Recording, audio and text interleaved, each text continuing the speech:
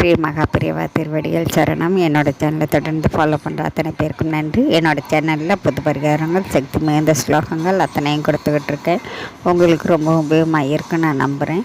இந்த பதிவில் நாம் பார்க்க போகிறது, இன்றைய காலகட்டத்தில் பெண்கள் எல்லாருமே ஏதோ ஒரு சூழ்நிலை, குடும்ப சூழ்நிலை காரணமாக எல்லாருமே வேலைக்கு போகிறாங்க. காலையில் எழுந்த உடனே குழந்தைகளை பள்ளிக்கு அனுப்புறது, வேலைக்கு அனுப்புறது, அவங்களும் கிளம்பி வேலைக்கு போகிறது. நைட்டானால் டயர்டாகி வந்து மறுபடியும் சமையல் கட்டில் போய் வேலை செஞ்சு இப்படியே போய்கிட்டே இருக்கு. இப்படி நேரம் இல்லாத காரணத்தினால அவங்களால பூஜை அறையில் விளக்கேற்றி சாமி கும்பிடக்கூட நேரம் இருக்காதுங்க. ஒரு கோவிலுக்கு போகணும், ஒரு நாளங்கிழமை போகணும், கோயிலுக்கு போய் வழிபாடு பண்ணணும், ராககால பூஜை செய்யணும், அஷ்டமி பூஜை போய் பார்க்கணும். இந்த மாதிரி எவ்வளவோ அவங்களுக்கும் ஆசையெல்லாம் இருக்குங்க. இருந்தாலும் கூட அவங்களால போக முடியாத சூழ்நிலை.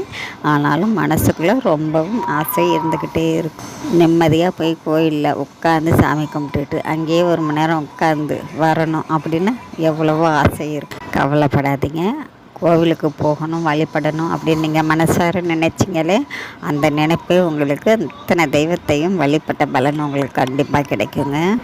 நீங்கள் செய்ய வேண்டியது என்னன்னு பார்த்தீங்கன்னா, காலையில் எழுந்த உடனே குளித்து முடிச்சதுக்கப்புறம் ஒரு நிமிடங்க நின்று சூரிய பகவானை பார்த்து கையெடுத்து கும்பிட்டு சூரியன் மந்திரம் தெரிஞ்சால் சொல்லுங்கள். அப்படி இல்லை அப்படின்னாக்கா, ஆதித்யா ஆயினும் ஆரோக்கியமும் கொடுங்க அப்படின்னு சொல்லிவிட்டு, எனக்கும் என்னோடய குடும்பத்துக்கும் நீ தான் துணையாக இருக்கணும் அப்படின்னு சொல்லி நீங்கள் என்ன சொல்லி மனசார வேண்டிக்கிறீங்களோ அந்த ஒரு நிமிடம் 2 நிமிடம் வேண்டிக்கிட்டு நீங்கள் உங்கள் வேலையை பார்க்க ஆரம்பிக்கலாங்க.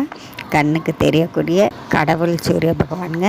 நம்மளை தேடி அவங்க வர்றாங்க. அவங்கள பார்த்து நீங்கள் கையெடுத்து கும்பிடுங்க. நீங்கள் எல்லா கடவுளையும் வழிபட்ட பலன் உங்களுக்கு கண்டிப்பாக கிடைக்குங்க. அதனால் நம்ம கோயிலுக்கு போக முடியல, வீட்டில் பூஜை செய்ய முடியல அப்படின்லாம் கவலைப்படாதீங்க.